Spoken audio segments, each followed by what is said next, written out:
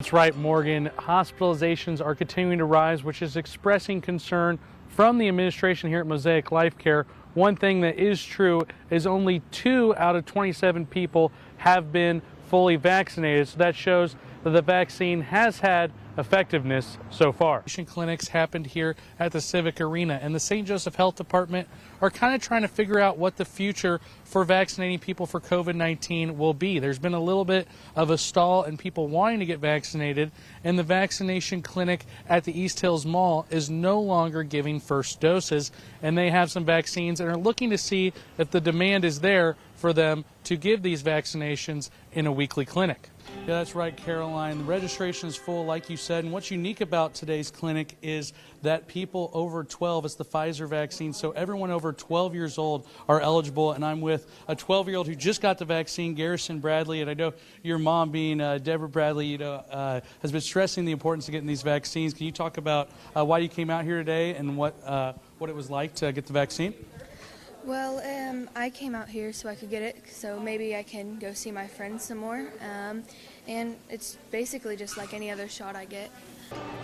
Yeah, and I'm here with Bill Faulkner, state representative, and you are talking to business owners. Kind of why is an event like this important, especially off a special session, getting ready for special session, some of the big kind of topics that have been on hand here at Jefferson City?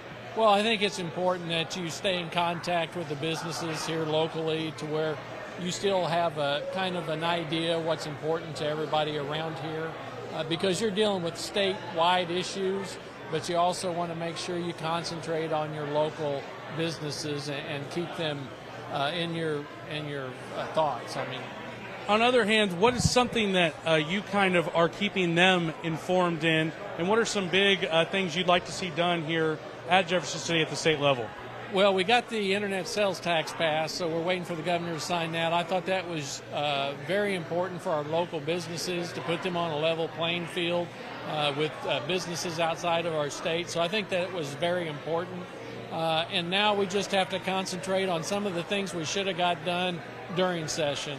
And it was disappointing that we didn't, but we have to go back and get them done.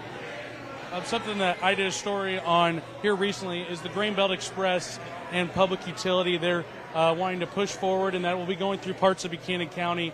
What's your response to that, to them being able to have the rights to express eminent domain? Yeah, in the last few days, there's been a lot of talk about masks, and the mask ordinance has now been repealed. And here in St. Joseph, it was the first day, and inside East Hills Mall, people did not have to wear masks outside of the stores in the mall, but many of the stores required masks still. I talked to people who are on both sides. Some people still elected to wear the mask and said that they want to protect other people, while other people were excited to get rid of that mask and really be free inside of the mall today. People are using each other to be really close and kind of have that body heat to maintain warm. That's another element as far as just constantly watching daily their health during these extreme cold temperatures. Clayton Anderson, News Press Now. And you can actually see some of that haze from our tower cam.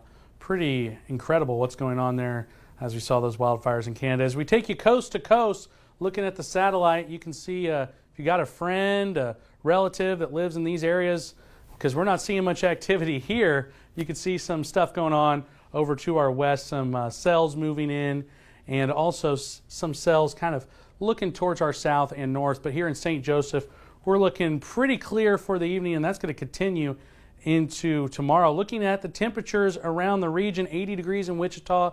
It's right around that here in St. Joseph as well, 78 in Springfield, 81 in Little Rock, 75 in Oklahoma City. Futurecast shows those southerly winds will continue to bring heat to our area, as this is what it looks like right about now. As we move into tomorrow, we'll see a little bit of clouds come in, and then into Sunday, we'll see our first chance of rain. Steamboats used to be all over the Missouri River in the late 1800s, taking people and goods west.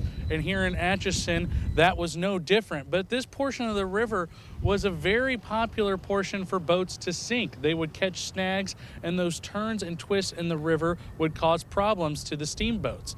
Although they are only dots on an old map now as the river has changed course, some of these steamboats could still be underground and be excavated but it's unknown sometimes what type of product they would have had in those boats.